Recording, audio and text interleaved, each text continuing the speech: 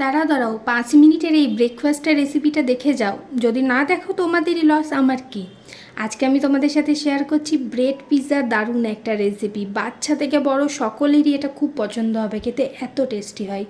মাঝে মাঝে আমার এত পিৎজা খেতে ইচ্ছা করে, কিন্তু পিৎজা তো করতে গেলে প্রচুর টাইমের দরকার হয়, আর হাতে টাইম না থাকায় আমি এই ব্রেড পিৎজাটাই বানিয়ে নিই। ওই দুধের স্বাদ ঘোলে মেটানো আর কি।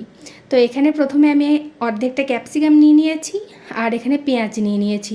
আমি গোটা পেঁয়াজটাই কিন্তু ইউজ করেছিলাম। প্রথমে আমি অর্ধেকটা পেঁয়াজ কেটে নিয়েছিলাম, কিন্তু পরে আমি গোটাটাই ইউজ করেছি।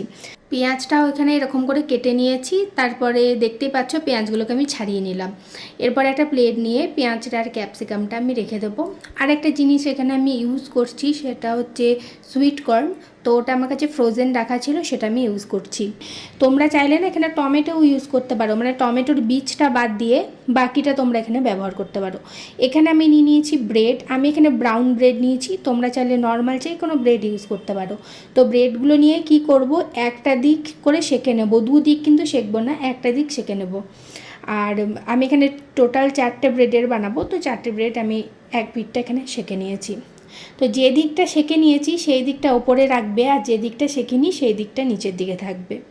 এবার আমি অ্যাড করে দিচ্ছি এখানে পিৎজা সস। পিৎজা সসটা কিন্তু আমার ঘরে বানানো, কেননা আমি বাইরের থেকে কিনি না। বাইরের পিৎজা সসে প্রচুর ফুড কালার এটা ওটা সেটা মেশানো থাকে। সত্যি কথা বলতে বাইরের সস খেতে আমার একদম ঠিক লাগে না।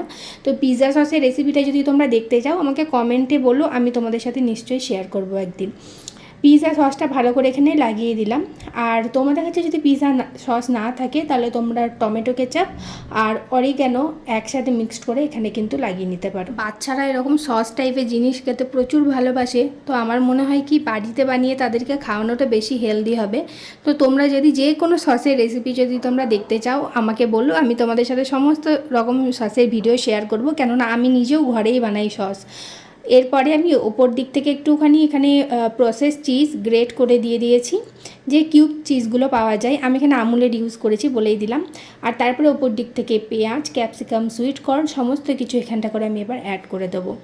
আর ওপর দিক থেকে আমি এখানে মজেরেলা চিজও ইউজ করব। মজেরেলাটা দিলে না আর একটু বেশি আর কি ক্রিমি টাইপের আসে ব্যাপারটা, তো আমার খুব ভালো লাগে। এবার সমস্ত কিছু অ্যাড করে নিয়ে তাওয়া বসিয়ে দিয়েছি একটা। তাওয়াতে একটুখানি এখানে বাটার ব্রাশ করে নিতে হবে। এবার আমরা কি করব, যে ব্রেডগুলো রেডি করে রেখেছি সেইগুলো একে একে তাওয়ার উপর চাপিয়ে দেবো। তারপর ঢাকা দিয়ে 2 থেকে 3 মিনিট লো টু মিডিয়াম ফ্লেমে এটাকে এমনি রেখে দেবো। দেখবে ওপর থেকে যখন চিজগুলো গলে যাবে তখন এটাকে নামিয়ে নেবে।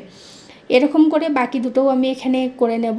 তোমাদের যদি পেঁয়াজ বা ক্যাপসিকাম এরকম উপরে কাঁচা দিতে প্রবলেম হয়, তোমরা অল্প 1 চামচ তেলে কিন্তু এটাকে হালকা সতে করে নিতে পারো।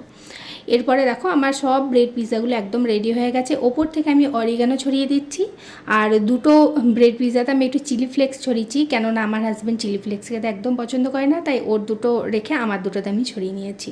ব্যাস রেডি হয়ে গেল এখানে গরম গরম ব্রেড পিৎজা। অসাধারণ খেতে লাগে, একবার অবশ্যই ট্রাই করে দেখবে। আজকে ভিডিওটা যদি ভালো লাগে লাইক কমেন্ট শেয়ার করতে ভুলো না, আর ভিডিও ভালো লাগলে অবশ্যই আমাকে ফলো করে পাশে থেকো।